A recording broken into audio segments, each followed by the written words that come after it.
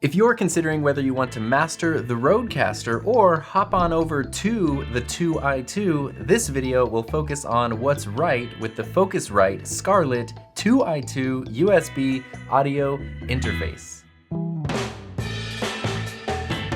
this is a question I actually get a lot. Several times each week people ask, should I get the Rodecaster Pro or the Scarlett 2i2?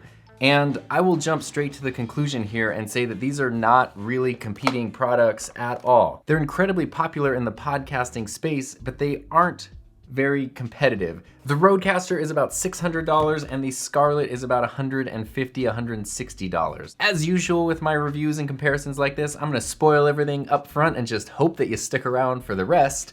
So here's who each of these are for. The Focusrite is a USB interface that lets you connect two XLR microphones to your computer, and that's pretty much it. It has a decent amount of gain, it has some functionality and controls on the front, but really it just lets you get the input from an XLR mic into your computer. The Rodecaster, on the other hand, does have some overlapping features. It is a USB interface that will let you connect 4 XLR inputs along with a Bluetooth input, a smartphone input, and a USB input, and sound pads, all to your computer while outputting 4 or 5 headphone outputs and a line output and an internal recorder with built-in effects. So if you want something that is standalone, right now I literally taped a USB power brick to the back of my Rodecaster with the USB adapter that Rode sells.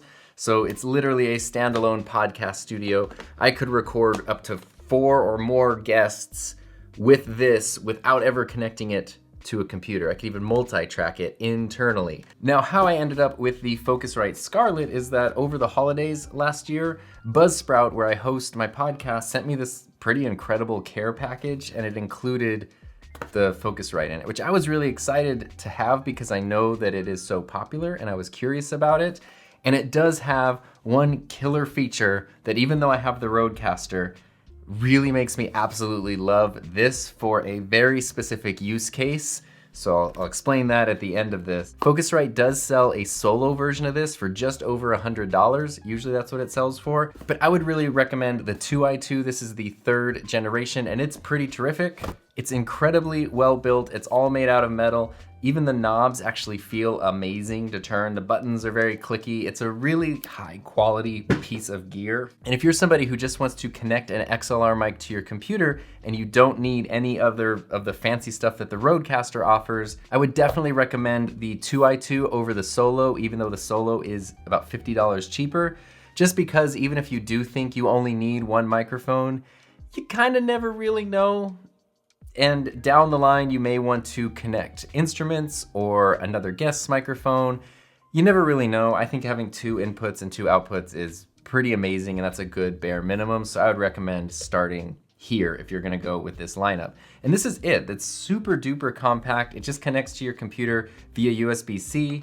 Now, once you get the Scarlett, you do need to download their software application to make it work with your computer. It's a pretty easy process. You do have to create an account, always a little bit annoying when you have to do that just to get a thing working, but it's pretty easy, and then you can just install the software. In the settings, you can adjust the sample rate all the way up to 192 kilohertz, and you can adjust the clock, and you can adjust your phantom power settings. You can also change the gain halo color, so around the gain knobs, you can select what color you want it to be. Of course, by default, it's green, yellow, and red because that makes sense. But because I am who I am, I made good blue. So when these light up blue, that means I know there's a good signal. If it goes green, for me, that means watch out. And if it's red, that means you're clipping. Obviously not something you want to do. And on the front of the unit, there are 2 XLR inputs. Each one has its own gain control, and each one also has an instrument and an air button. So by default, they're line level inputs for microphones and stuff like that. But if you press instrument, it will then be adjusted to something like a guitar or a bass, which we'll talk about a little bit later. You've also got the air button, which I don't really use that much, but the air button basically boosts the mid-level. And so Focusrite's claim is that if you're somebody who needs that boost, or maybe you're a little quieter, or you're Your microphone kind of needs that boost. It will give it to you. You've got your monitor input. There's a headphone jack to connect headphones with their own volumes, and there's also your monitor level, and then you can turn phantom power on or off. And phantom power is universal, so it goes to both inputs at the same time. On the back of the unit, there are the line outputs right and left. There's the USB connector and then also a lock. So we're gonna switch over to this unit in a second, but let me pull in the Rode VideoMic Pro Plus because something I've been waiting to do specifically for this video, I haven't yet peeled off on this nice glossy black, this little plastic here. So here we go. Ooh, and even better, there's another one on the front.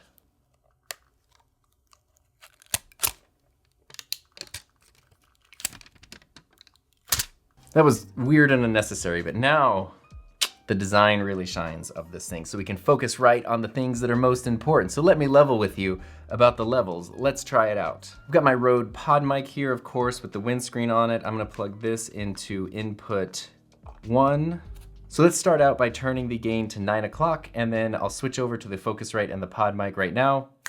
So this is the PodMic. You probably can't hear much because the levels are so low, so I'm gonna keep turning up the gain, turning it all the way up. There we go. We're starting to see some indication that we're getting a good level signal. So if you're using this as an XLR interface, how good does it sound? Let's see the noise floor. So right now it's turned up almost all the way, which is giving me a decent level on my voice with the PodMic. But if I stop talking,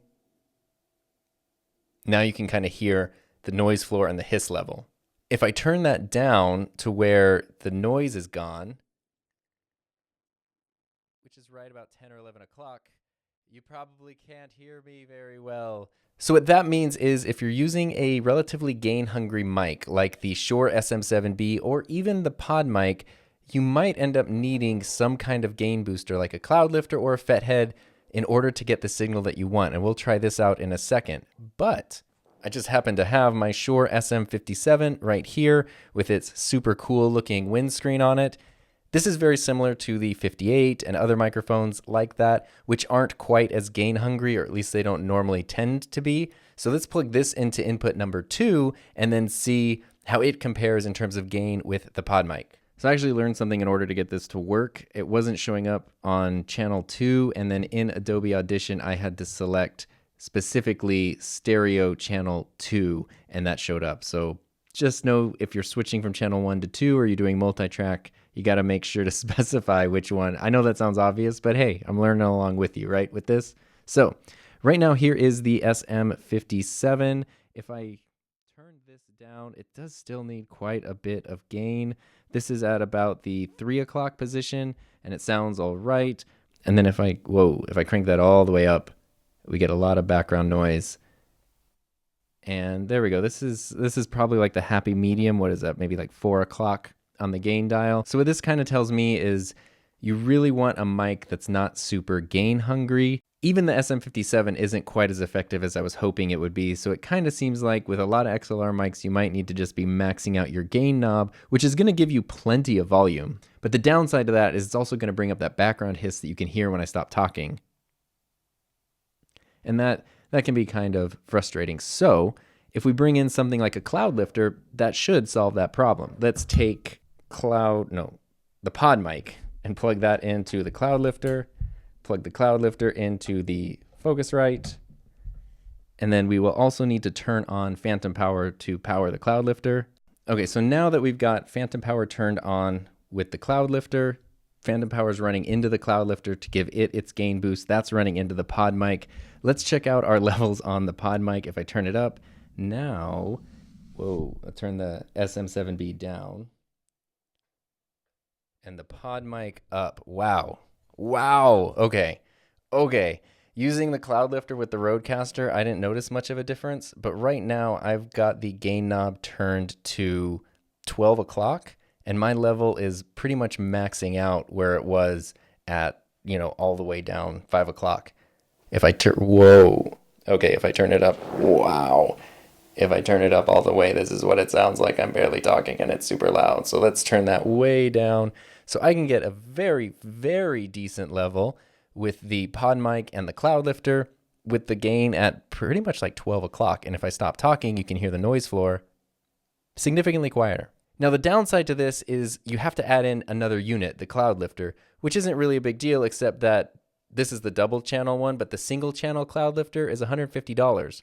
The Focusrite is $160 to get started. So you're now spending the same amount of money on the unit as just the amplification for the unit. And that to me isn't super ideal. Obviously something maybe like a FET head, and there's some cheaper options you could find for gain boosters that might work and make it more reasonable. But it really seems like if you're planning to use this with a dynamic mic that's kind of gain hungry, you're gonna need some sort of booster just because the preamps aren't quite strong enough in here to handle it on its own. Let's check out the Cloudlifter with the SM57. Alrighty, so with the SM57, it's very similar to the PodMic. I think I'm actually getting a slightly higher reading at 12 o'clock, so that's kind of nice. And I start peaking, I start pre-clipping right around 3 o'clock, and then I start, whoa, okay. So they're actually kind of similar. I thought for whatever reason that the SM57 just wouldn't want as much gain as the PodMic does, but it does, so there we go. Now, the last thing that I want to check out, you might recognize this bad boy over here, the Neewer NW800.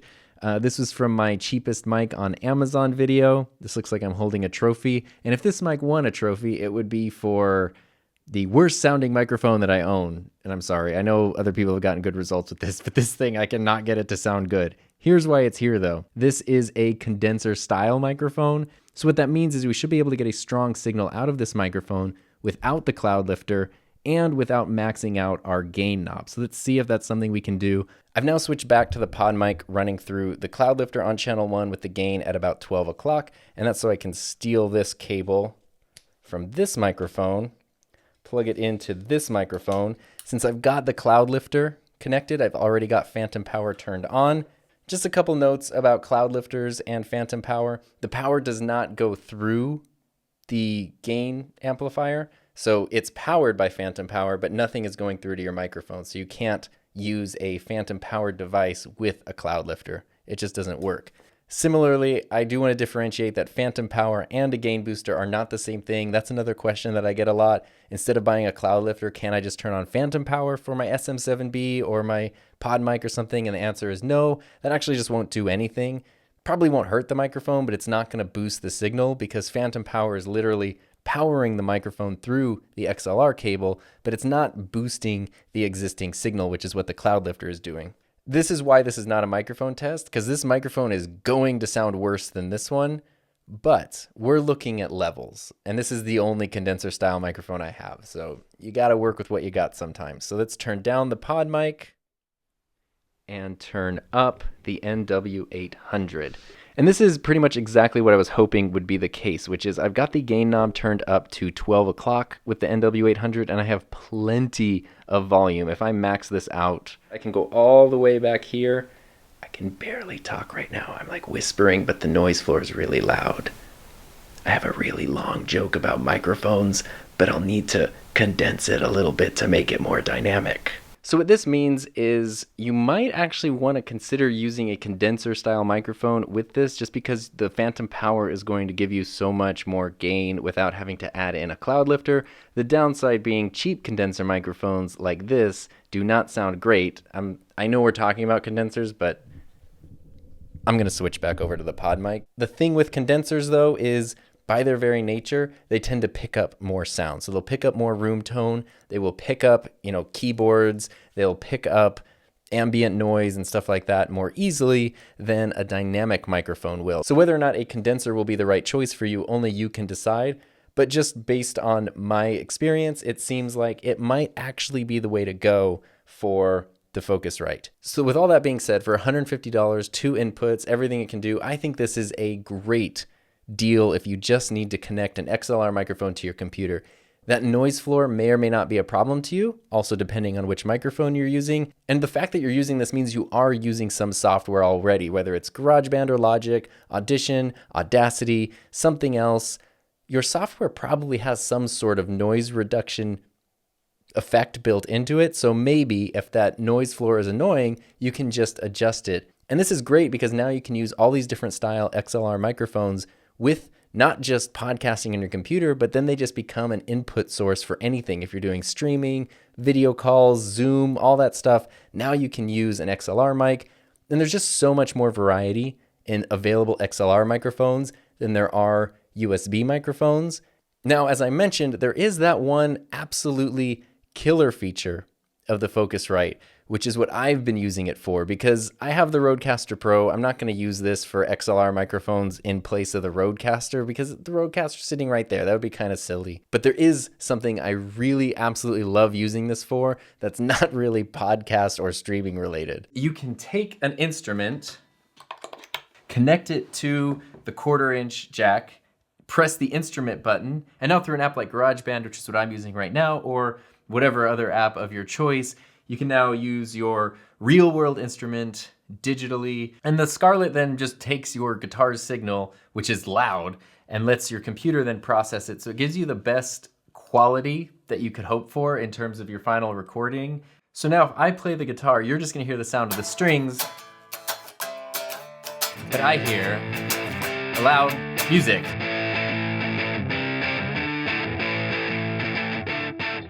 Which is pretty crazy. So you don't have to worry about miking amplifiers. You don't have to worry about disturbing your neighbors.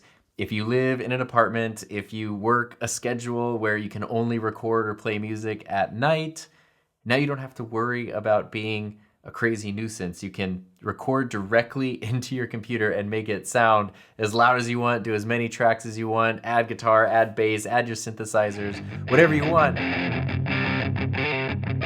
I wish I would have had something like this when I was like 17. If as a kid I could be playing guitar, not disturbing anyone, but also being able to record it like it was as if I was playing loudly, which you can do all kinds of crazy sounds, distorted stuff like I did, you can do clean things.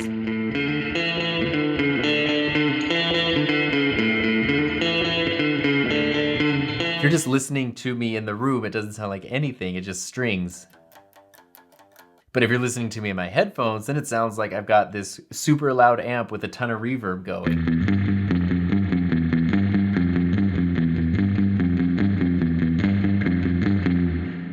That's kind of amazing.